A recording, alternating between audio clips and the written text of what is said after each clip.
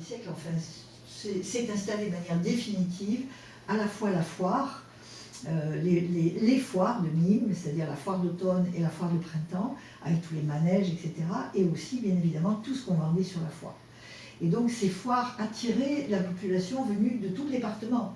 On venait acheter son ail, ses ols, pardon, ou bien les balais, ou toutes sortes de marchandises, des tissus, bien évidemment, aussi, on vendait beaucoup de vêtements.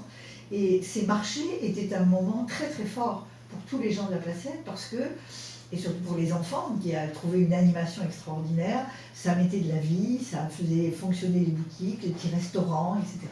Et il faut savoir qu'autour de la Placette, il n'y a pas beaucoup d'endroits à Nîmes comme ça, il y avait des magasins les uns à côté des autres. Il y avait un coiffeur, il y avait 4 cafés, ce qui était les cafés de la Placette, c'était pas aux 4 coins, pas tout à fait aux 4 coins, mais 4 cafés emblématiques qui ont chacun une histoire, je ne sais pas si on a le temps de la raconter, mais oui, bien sûr, très intéressante. Et je vais peut-être en dire 2 mots, puisqu'on est sur les cafés et les marchés. Donc on avait le café de l'Harmonie, qui va devenir ensuite la Movida, le café de l'Union qui deviendra le Rugby Bar, on en reparlera à propos des gitans, ça va devenir un grand café gitan, le Nouveau Bar et le Claridge. Alors parmi eux, l'Harmonie est devenu un lieu assez emblématique qui était la Movida dans les années 80, parce que s'y trouvait à l'étage la fédération gardoise Léo Lagrange, que Pierre Mauroy était venu inaugurer en personne, et au rez-de-chaussée un bar musical, la Movida, où il y avait un piano à queue, des concerts, du jazz. Michel Petrucciani, Guy Laborie sont venus jouer, il y avait vraiment beaucoup de monde, une ambiance de folie, on buvait la tequila frappée ou le champagne sur la place, et puis les vedettes et les gens un peu à la mode venaient au moment des férias s'encanailler à la Movida. Donc il y a eu sur cette place où il y avait coiffeurs, où il y avait le bon lait, où il y avait des épiceries, des boulangeries, une boucherie emblématique sur l'angle de la Placette, vraiment une animation de marché, de convivialité permanente. Puis le jeu de boules, bien évidemment, au milieu, qui rassemblait les personnes plus âgées, les hommes plus âgés du quartier. Donc le commerce a joué, les marchés ont joué un très très grand rôle. Et parmi ces marchés, il faut bien sûr parler du fameux marché aux bœufs. Alors ce marché aux bœufs, il arrive à la Placette en 1850. Je vous ai dit qu'il était déjà au niveau de là où se trouve le temple de l'Oratoire. Il y avait un abattoir au port, la rue des Écorchoirs, et puis il y avait devant un marché aux bœufs, déjà là où on va construire le temple de l'Oratoire. Et quand en 1850 on décide de construire un nouveau temple, une nouvelle école, et surtout d'aménager un immense marché aux bœufs à l'emplacement de Pablo Neruda maintenant.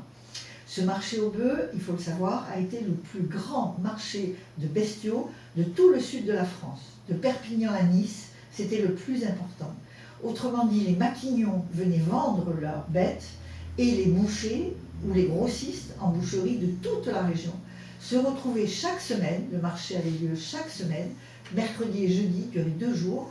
Les bêtes arrivaient le mercredi et en général les échanges se faisaient le jeudi. Alors des échanges à l'ancienne, toc-manette, on se tapait dans la main et c'était bon la vente. On n'avait pas besoin de signer des contrats et d'avoir des garanties et des assurances. Et ça mettait une animation incroyable dans le quartier parce que arrivaient donc tous ces maquignons, tous ces commerçants qui logeaient chez les habitants du quartier de la Placette. Beaucoup aménageaient une pièce et on faisait chambre d'hôte en quelque sorte, ou servait des repas.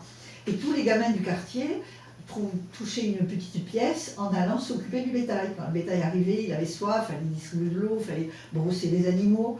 Alors quelquefois, c'est des anecdotes amusantes, on disait aux petits, tu le fais bien boire, le petit veau, pour qu'il pèse lourd sur la balance. Donc on les gonflait un peu d'eau, ces animaux, pour pouvoir en tirer un meilleur prix. Enfin bref, toute l'ambiance d'un marché de Maquignon, avec ces éleveurs qui avaient des blouses bleues, enfin c'était quelque chose d'extraordinaire.